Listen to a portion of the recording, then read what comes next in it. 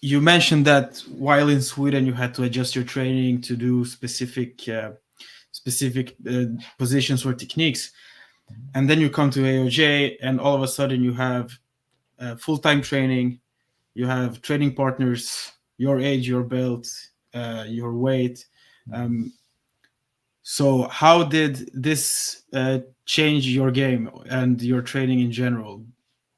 I think it changed completely because first I've learned so much, like small details that made my technique so much better, you know.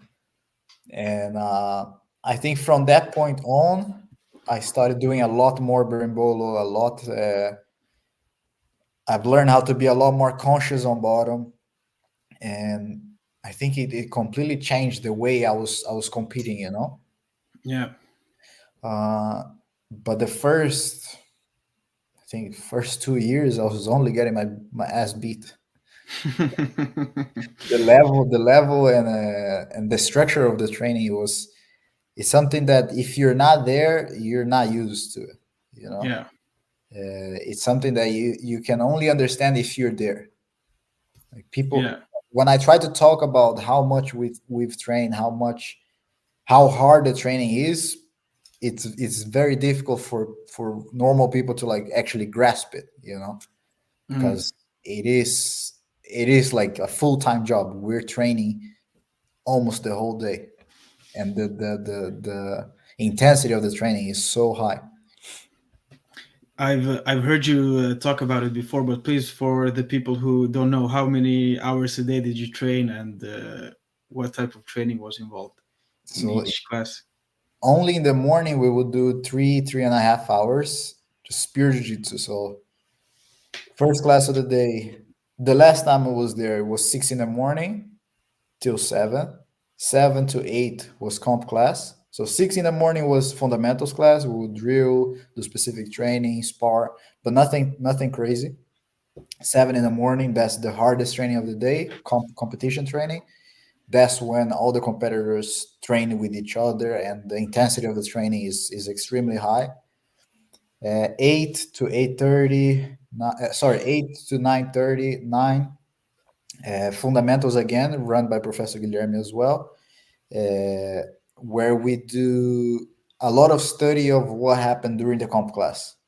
So everything that had to be fixed, we would do in that third hour.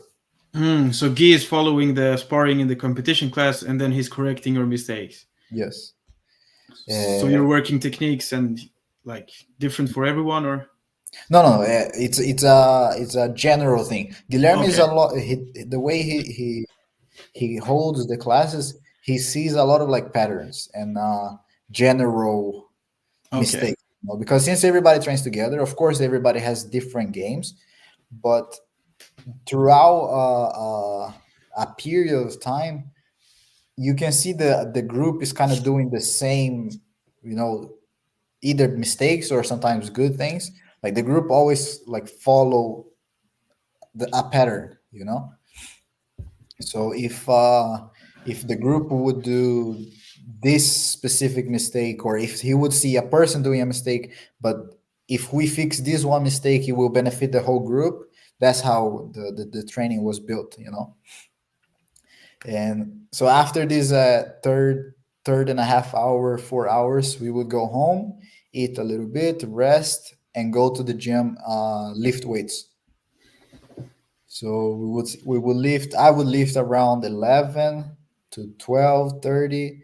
Go home again, eat, and then go back to the academy to do specific training at 2 p.m. So from 2 to 3, some guys would just drill, some guys would do specific training, and after the 3 p.m. we would rest a little bit, and then the guys that had classes would teach. So either teaching kids class from 3 to 4 or 4 to 5, or the adults class again at 5 to 6. And hmm, all of these evening classes or afternoon classes, they were spread between us, the younger guys. yeah. So in one day, you've done more training than some people do in a week. Yeah, so pretty much. So yeah, I guess many people don't realize. how much it takes. Yeah. But would you say the thing that makes AOJ special? Would it be the structure of the training? Would it be the training partners, or something else, or just a combination of many factors? Having trained at different academies, what would you say separates AOJ from the rest? Because I think they're probably the single best academy, or at least one of the best academies in the world. Yeah. I think everything starts with the structure and the leadership, of course. I think the way Guilherme runs everything and how he managed to make everything fit a pattern and follow the path. I don't think nobody else does like he does. Uh, but then because he's able to do things this way, he makes people adapt to the plan, and that makes for the training room and the training partners be excellent. But of course, it also it is important that uh, the right people is there. You know, Mhm. this is something that I remember him talking about a lot. Like a lot of the guys that had come to the academy before, they were good, but they were not. They never really felt like part of the team. You know, and uh, and even though the training room and the amount of people, like the level can be good, but if they're not how can I say it? If they are not willing or capable of like following that structure and that plan, after a couple of years, these people just end up going to different places. And Yeah, so the sense of like being part of the team is important, you know, and yeah, that makes for I think LJ not be comparable with no other place in the world because not only the leader is great, everybody else around is like understand the goal and is going in the same direction. yeah.